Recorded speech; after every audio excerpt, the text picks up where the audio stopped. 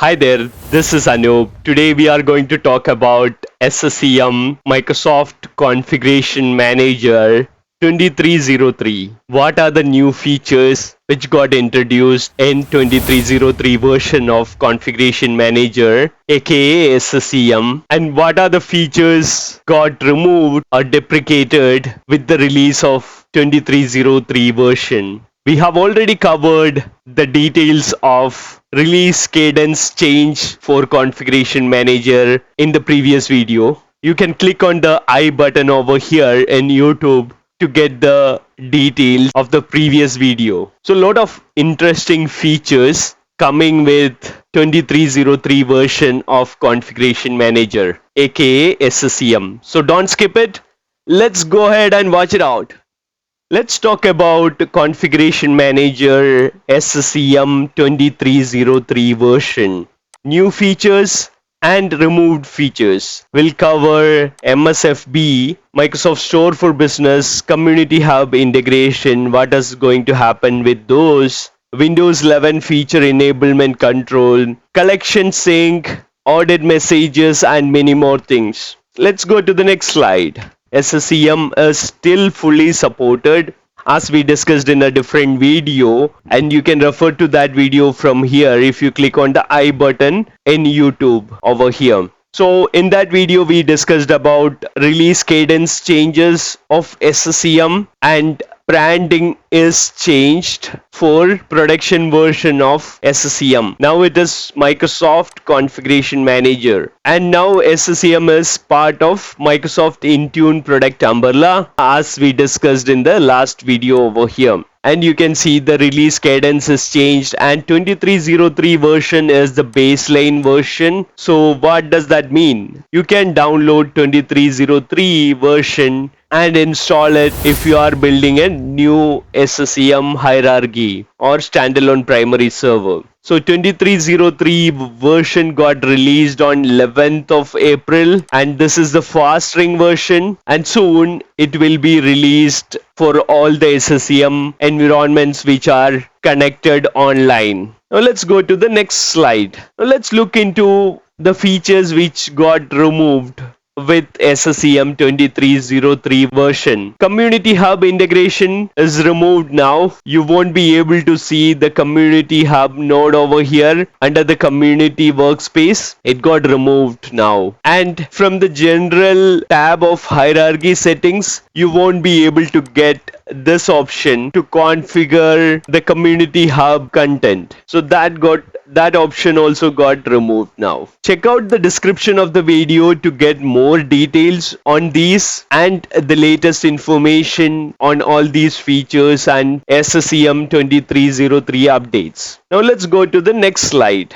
Microsoft Store for Business Retirement is planned since many months now. I think it's more than a year, and it was supposed to retire by end of March, but they have postponed that. Microsoft postponed it, but SCCM started slowly removing the features from admin console. The first thing they removed is onboarding option. The onboarding option is got removed with the 2303 version of SCCM, and there would be warning messages when you try to sync SCCM and Microsoft Store for Business. This warning message is all about the retirement of MSfB. And when you go to create application wizard from store license information node, again you will get a warning message stating, okay, Microsoft Store for Business is going to retire. You might need to move away from using Microsoft Store applications in SCCM. Otherwise, you need to have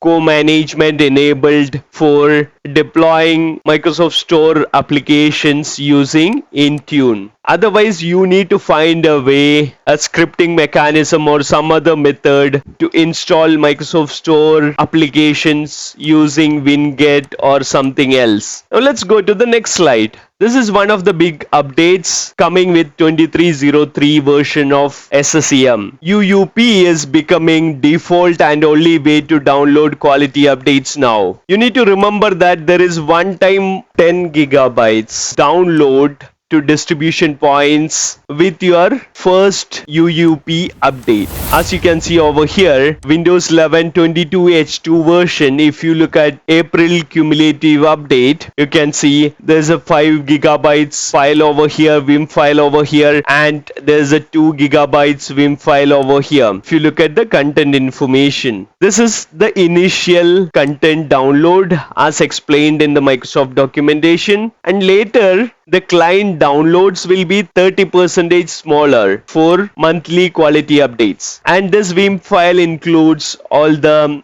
language packs and feature on demand components. UUP is going to help organizations and end users to have better experience with cumulative update and feature updates. There won't be multiple reboots as part of cumulative update and feature updates. With one reboot, the cumulative update and feature updates will be applied. And UUP is going to help us with reduced client downloads for feature updates. Let's go to the next slide. There are some improvements that Microsoft made in maintenance window for patching or software updates. You can now offset monthly maintenance window schedules to better align deployments with the release of monthly security updates. As you can see over here, SCCM maintenance window maximum offset days value is 7 days now for recurring monthly maintenance window schedules. As per Microsoft, this is to meet the expectation from the real world. Now let's go to the next slide. This is the new client settings which got introduced with 2303 version of Configuration Manager, and the default value is not configured. This is to control Windows features introduced via Windows servicing. It's part of client settings and default client settings. Under software updates tab, you would be able to see enable features introduced via servicing that are off by default. If you want, you can enable it for some of the devices to perform the pilot or testing. Now let's go to the next slide. Collection member sync to Active Directory group has some improvements, as you can see over here. There's a new tab over here, success tab, under monitoring collection cloud sync dashboard. Over here you can see a status column over here, and you can see different statuses: success, in progress, and failed. Failed status will have reason for failure as well. So this is very useful for troubleshooting scenarios. Now let's go to the next slide. New audit message for authorization failure. This is specifically for admin service. This audit message got introduced with 2303 version of Configuration Manager. You can go to Monitoring Workspace and status message queries, all status messages, and you would be able to see the audit messages related to admin services. You can use this kind of filter if you want, or there are different options to filter this. Let's go to the next slide. Dark theme is still a pre-release feature because it is still under development from 2203 version of Configuration Manager or SCCM. Now with 2303 version, Microsoft extended the dark theme to additional components such as deleting secondary site. This wizard, deletion of secondary site, is now supports dark theme. In my opinion, it is kind of taking longer than expected, at least for me, to entirely convert Configuration Manager console into dark theme. Now that you have seen